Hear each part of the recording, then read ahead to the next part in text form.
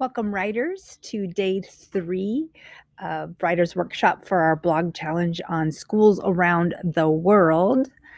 Today's work, writers, connects with taking all that research that you did from yesterday. So hopefully you learned some great things. I'm still waiting on a few responses from my form, but I did do some other research that's going to help me.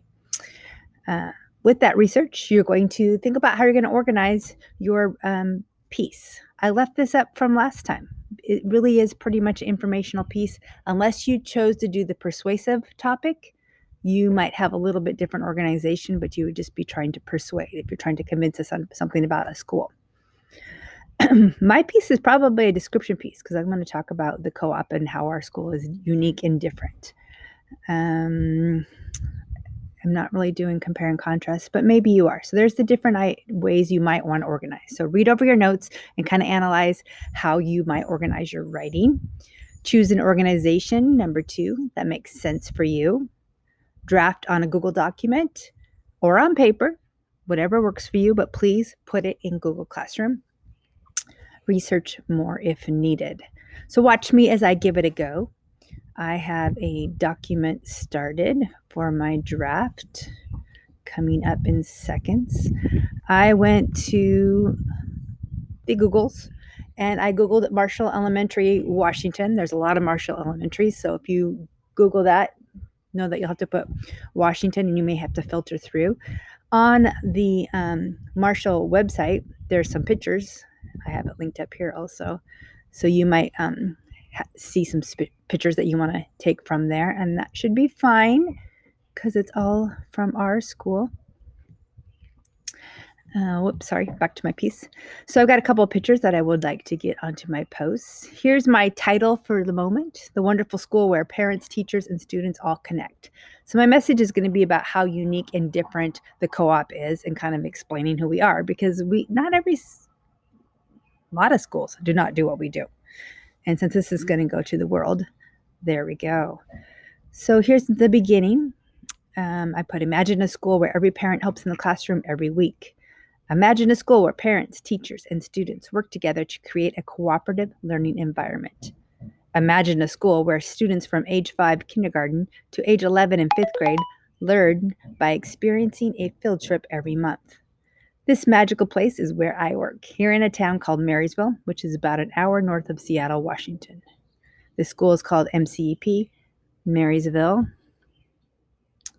spelled wrong, Cooperative Education Program.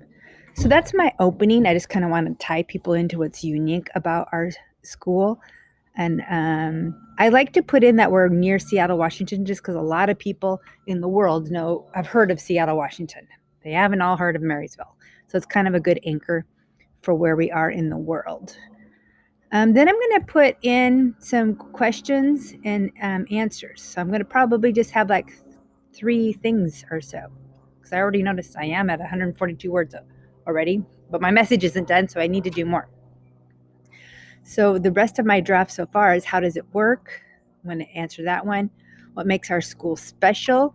Here, I want to get some quotes from you, from the students, and I also sent the form to the teachers. So I want to get some quotes from my form that I have up here, and I want to put that in here, like kindergarten teacher says, or the student Jordan says, whoever I get to fill that out, about what makes our school unique and special. So that's my best thinking for the moment. So today is draft day where I'm trying to figure out how to organize it, and mine is a description, which is an explanation. I wanted to do kind of a grabber here.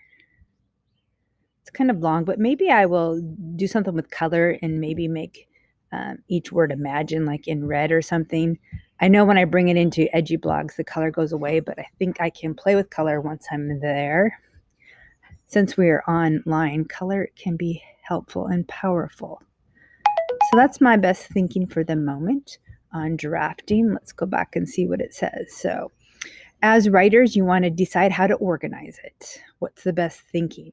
It does help if you kind of chunk the text into, chunks. It just makes it easier to read. If you have a big,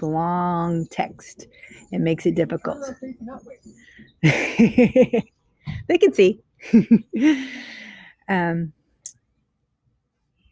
And